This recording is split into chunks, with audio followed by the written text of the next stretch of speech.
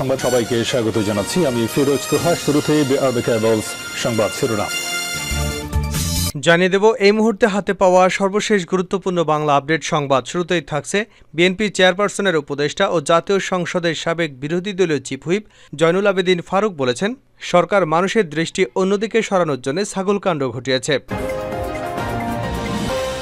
এবারে জানাবো পুলিশি বাধায় পণ্ড বাম জোটের স্বরাষ্ট্র মন্ত্রণালয় ঘেরাও কর্মসূচি। মঙ্গলবার দুপুরে দুর্নীতিবাজ, কালো টাকার মালিক, ঋণখেলাপি, অর্থ পাচারকারীদের গ্রেপ্তার ও বিচারের দাবিতে জাতীয় প্রেস ক্লাবের সামনে থেকে মিছিল নিয়ে স্বরাষ্ট্র মন্ত্রণালয় ঘেরাও করতে গেলে পল্টন মোড়ে পুলিশি বাধায় পড়তে দেখা যায় নেতাকর্মীদের। জানাবো চার্টার দল থেকে প্রধানমন্ত্রী শেখ হাসিনাকে রক্ষায় এগিয়ে আসতে হবে বলে মন্তব্য করেছেন ড মিজানুর রহমান। এদিকে খুলনায় বৃষ্টিতে জলাবদ্ধতা, দুর্ভোগে নগরবাসী। তীব্র গরমের পর মাঝারি ও ভারী বৃষ্টিতে কিছুটা স্বস্তি ফিরলেও খুলনা মহানগরের বিভিন্ন এলাকায় জলাবদ্ধতা সৃষ্টি হয়ে দুর্ভোগ বেড়েছে মানুষের। জানাবো চাঞ্চল্যকর তথ্য, রাসেল ভাইপারের ফাঁসি দিল গ্রামবাসী। ঘাস কাটতে গিয়ে প্রায় 4 ফুট লম্বা একটি রাসেল ভাইপার সাপকে আধমরা করে এক কৃষক। পরে স্থানীয় লোকজন সাপটিকে গলায় প্লাস্টিকের দড়ি পেঁচিয়ে গাছে ঝুলিয়ে ফাঁসি দিয়ে মেরে ফেলে। এরপর সাপটির পেটে বাচ্চা আছে কিনা তা দেখতে সাপটি ব্লেড দিয়ে কেটে ফেলে এক পল্লী চিকিৎসক। তারপর সাপটিকে পুড়িয়ে মাটি চাপা দেওয়া হয়েছে। এবং সর্বশেষ জানাবো আন্তর্জাতিক সংবাদ। যুক্তরাষ্ট্র, ইসরায়েল, যুক্তরাজ্যে 4 জাহাজে একদিনে হামলা হুতিদের। সোমবার লোহিত সাগর, আরব ভূমধ্য সাগরের পাশাপাশি ভারত মহাসাগরে এই অভিযান চালানো হয়েছে বলে জানিয়েছে হুতি গোষ্ঠী। এতক্ষণ শিরোনাম শুনছিলেন, এবার বিস্তারিত।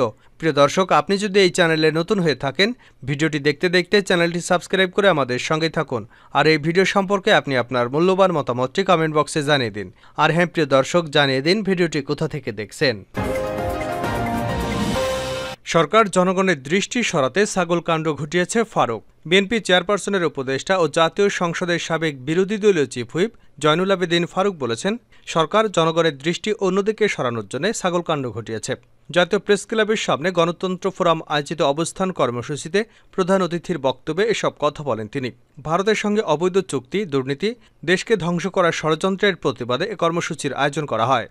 সরকারকে উদ্দেশ্য করে ফারুক বলেন, আপনারা বেনজির, আজিজ, আসাদুজ্জামান মিয়া এবং মতিউর রহমান তৈরি করেছেন, নতুন করে ফয়সাল তৈরি করেছেন, এক এক কাণ্ড তৈরি করে মানুষের দৃষ্টি অন্যদিকে সরানোর জন্য ছাগলকাণ্ড ঘটিয়েছেন। এসব কাণ্ডে কোনো কাজ হবে না। তিনি বলেন, এ সরকারের বিরুদ্ধে জনগণ কথা বলা শুরু করেছে। প্রধানমন্ত্রী ভারত গেলেন 1 সপ্তাহে 2 বার। আম, লিচু, ইলিশ পাঠিয়েছেন। সে দেশে গিয়ে ফেরত আসেন খালি হাতে। পানি ন্যায্য হিসাব আনতে পারেন না। নতুন করে আমাদের বুকের উপর দিয়ে রেললাইন নির্মাণের সমঝোতা চুক্তি সই করেছেন। আওয়ামী লীগের সাধারণ সম্পাদকের উদ্দেশ্যে তিনি বলেন, তিনি এক এক দিন এক এক নতুন কথা আবিষ্কার করেন। আজ পত্রিকা দেখলাম মমতার জন্য নাকি আমাদের তিস্তার পানির ভাগ পাচ্ছে না। নতুন করে সমঝোতার সই নামে বাংলাদেশের স্বাধীনতা, সার্বভৌমত্ব আজকে খর্ব করার পথে আপনারা। বাংলাদেশের স্বাধীনতা অর্জন করেছি দিল্লির দাসত্ব গ্রহণ করবার জন্য নয়। বিএনপি চেয়ারপারসনের এই উপদেষ্টা আরও বলেন, আওয়ামী লীগ সরকার বছরে 92,000 কোটি টাকা বিদেশে পাচার করে। ভারতের সঙ্গে অসম চুক্তি করে বাংলাদেশের সার্বভৌমত্বের প্রতি আপনারা হুমকি তৈরি করেছেন। বাংলাদেশের জাতীয়তাবাদী দলের একজন সৈনিক, একজন কর্মী থাকতেও তা মেনে নেওয়া হবে না। তিনি বলেন, দেশের শিক্ষা ব্যবস্থা, গণতান্ত্রিক ব্যবস্থা আপনারা সম্পূর্ণভাবে ধ্বংস করে দিয়েছেন।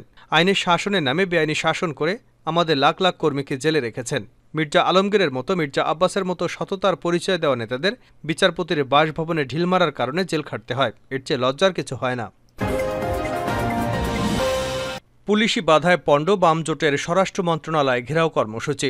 পুলিশি বাধায় পণ্ড হয়ে গেছে গণতান্ত্রিক জোটের স্বরাষ্ট্র মন্ত্রণালয়ের ঘেরাও কর্মসূচি। দুপুরে দুর্নীতিবাজ, কালো টাকার মালিক, ঋণখেলাপি, অর্থ পাচারকারীদের গ্রেপ্তার এবং বিচারের দাবিতে জাতীয় প্রেস ক্লাবের সামনে থেকে মিছিল নিয়ে স্বরাষ্ট্র মন্ত্রণালয় ঘেরাও করতে গেলে পল্টন মোড়ে পুলিশি বাধায় পড়তে দেখা যায় নেতাকর্মীদের। এর আগে জাতীয় প্রেস ক্লাবের সামনে সংক্ষিপ্ত সমাবেশ করেন বাম গণতান্ত্রিক জোটের নেতারা। সমাবেশে জোটের সমন্বয়ক ও বাংলাদেশ সমাজতান্ত্রিক দলের সাধারণ সম্পাদক বজলুর রশিদ ফিরোজ বলেন, সরকারি দলের নেতারা বলেন, সরকার নাকি দুর্নীতির বিরুদ্ধে জিরো টলারেন্স। বেনজির যখন পুলিশ প্রধান এবং র্যাবের প্রধান ছিলেন, তখন তিনি অবৈধভাবে 7টি বেসামরিক পাসপোর্ট তৈরি করেছেন। তার বিরুদ্ধে জিরো টলারেন্স নমুনা দেখা গেছে। সরকারি দল এবং বিভিন্ন সংস্থা দুর্নীতিবাজদের বিরুদ্ধে ব্যবস্থা না নিয়ে উল্টো তাদের প্রত্যক্ষভাবে মদত দিচ্ছে।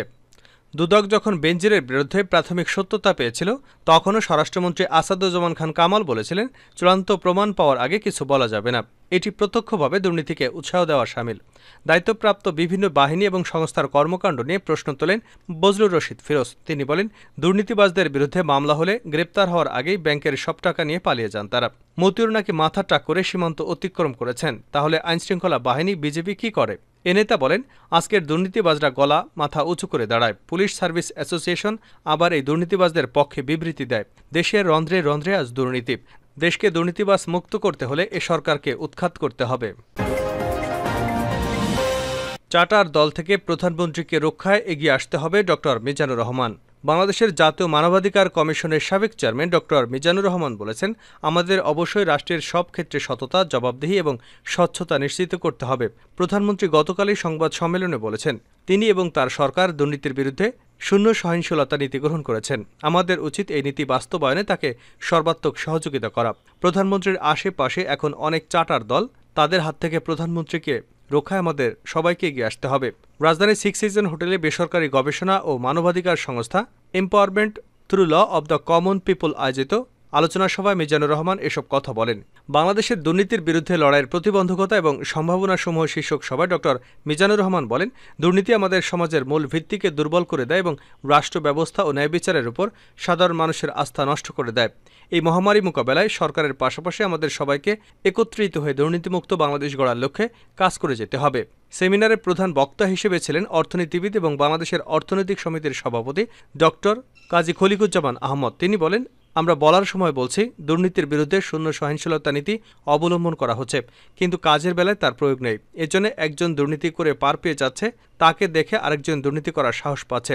আর এসব কারণে আজ দুর্নীতি এত পরিমাণে বেড়েছে। এই দুর্নীতিবাজদের রুখতে সরকারের দুষ্ট চক্রকে চিহ্নিত করে তাদের শাস্তির আওতায় আনতে হবে, মূল্যবোধের অবক্ষয় রোধ করতে হবে এবং রাষ্ট্রীয় প্রতিষ্ঠানগুলোকে দুর্নীতি প্রতিরোধ করতে স্বাধীনভাবে কাজের সুযোগ দিতে হবে। সব নাগরিকের জন্য টেকসই উন্নয়ন এবং দেশের ন্যায়সঙ্গত অগ্রগতি নিশ্চিত করতে আমাদের অবশ্যই শক্তিশালী অর্থনৈতিক নীতি বাস্তবায়ন এবং রাষ্ট্রের সর্বোচ্চ পর্যায়ে স্বচ্ছতা ও জবাবদিহিতা বাড়াতে হবে, বলেন খলিকুজ্জামান। খুলনায় বৃষ্টিতে জলাবদ্ধতা, দুর্ভোগে নগরবাসী। তীব্র গরমের পর মাঝারি এবং ভারী বৃষ্টিতে কিছুটা স্বস্তি ফিরলেও খুলনা মহানগরের বিভিন্ন এলাকায় জলাবদ্ধতা সৃষ্টি হয়ে দুর্ভোগ বেড়ে গেছে মানুষের। মঙ্গলবার দুপুর থেকে সন্ধ্যা পর্যন্ত হওয়া বৃষ্টিতে শহরের প্রধান প্রধান সড়কের বেশিরভাগ অংশই পানির নিচে চলে গেছে। মহানগরের রয়্যাল মোড়, টুটপাড়া, শান্তিধাম মোড়, স্যার ইকবাল রোড, বাইতিপাড়ার মোড় এবং পিটিআই মোড় পানিতে তলিয়ে গেছে। শেষ বিকেলের বৃষ্টির কারণে সবচেয়ে বেশি ভোগান্তিতে পড়তে হয় অফিস ফেরত মানুষদের। ভোগান্তিতে পড়েন পথচারীরাও। নির্দিষ্ট গন্তব্যে যেতে দীর্ঘ সময় অপেক্ষা করতে হয়েছে কাঙ্ক্ষিত যানবাহনের জন্য। খানজাহান আলী সড়কের বাসিন্দা মামুন বলেন, বৃষ্টির কারণে গরম কিছুটা কমলেও রয়্যাল মোড়, টুঙ্গিপাড়ার সড়কে পানি জমে গেছে। এ কারণে চলাচল করতে খুবই ভোগান্তির শিকার হতে হচ্ছে।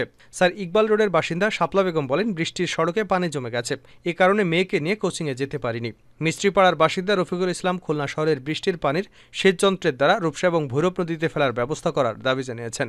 খুলনা আবহাওয়া অধিদপ্তরের সহকারী আবহাওয়াবিদ মোহাম্মদ আমিরুল আজাদ বলেন, মঙ্গলবার দুপুর 1:40 ভারী বৃষ্টি শুরু হয়। সন্ধ্যা 6টা পর্যন্ত খুলনায় 60 মিলিমিটার বৃষ্টিপাতের রেকর্ড করা হয়। বৃষ্টির কারণে গরমের তীব্রতা কমেছে। এখন থেকে প্রতিনিয়তই বৃষ্টি হবে। শেষ করছে আন্তর্জাতিক সংবাদ দিয়ে। যুক্তরাষ্ট্র, ইসরায়েল, যুক্তরাজ্যের 4টি জাহাজে একদিনে হামলা হুতিদের। ইসরায়েল, যুক্তরাষ্ট্র এবং ব্রিটেনের মালিকানাধীন 4টি জাহাজে একযোগে হামলা চালানোর কথা ঘোষণা করেছেন ইয়েমেনের বিদ্রোহী গোষ্ঠী হুতিরা।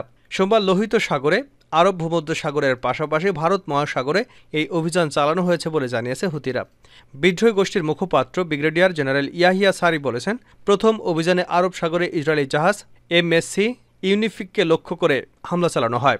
এছাড়া চলতি সপ্তাহে দ্বিতীয়বারের মতো লোহিত সাগরে পরিচালিত অভিযানে তেলবাহী মার্কিন ট্যাঙ্কার ডেলনোসকেও লক্ষ্যবস্তু করা হয়েছে বলে জানিয়েছেন তিনি। ইয়াহিয়া সারি বলেন, আরব সাগরে ইসরায়েলি জাহাজ MSC ইউনিফিক লক্ষ্য করে বেশ কয়েকটি ক্রুজ ক্ষেপণাস্ত্র দিয়ে প্রথম অভিযানটি চালানো হয়। ক্ষেপণাস্ত্রগুলো নিখুঁতভাবে জাহাজটিতে আঘাত হানতে সক্ষম হয়। লোহিত সাগরে মার্কিন তেল ট্যাঙ্কার ডেলনোস্কিকে লক্ষ্য করে বেশ কয়েকটি ব্যালিস্টিক এবং ক্রুজ ক্ষেপণাস্ত্র দিয়ে দ্বিতীয় হামলাটি চালানো হয়। লোহিত সাগরে মার্কিন জাহাজের বিরুদ্ধে চলতি সপ্তাহে এটি ছিল হুতিদের দ্বিতীয় হামলা। তৃতীয় হামলাটি ভারত মহাসাগর ব্রিটিশ ল্যান্ডিং জাহাজ অ্যানবিল পয়েন্টকে লক্ষ্য করে চালানো হয়। ইয়েমেনের সেনা মুখপাত্র বলেন, ওই জাহাজটিতেও বেশ কয়েকটি ক্রুজ ক্ষেপণাস্ত্র নিক্ষেপ করা হয়। ভূমধ্যসাগরে লাকি সেলর নামে আরেকটি জাহাজে ইয়েমেনের সেনাবাহিনী চতুর্থ হামলাটি চালিয়েছে বলে জানান ইয়াহিয়া সারিফ। তবে এই জাহাজটি শয়তানত্রয়ীর ঠিক কোন দেশের মালিকানাধীন তা তিনি উল্লেখ করেননি। তবে তাৎক্ষণিকভাবে ইয়াহিয়া সারির এই দাবির সত্যতা যাচাই করা যায়নি বলে জানিয়েছে ব্রিটিশ বার্তা সংস্থা রয়টার্স। জেনারেল ইয়াহিয়া সারি বলেছেন, ইয়েমেনের বিরুদ্ধে মার্কিন ব্রিটিশ আগ্রাসন এবং ফিলিস্তিনের অবরুদ্ধ গাজা উপত্যকায় ইসরায়েলের গণহত্যার জবাবে ইয়েমেনি সৈন্যরা এই হামলা চালিয়ে যাচ্ছে।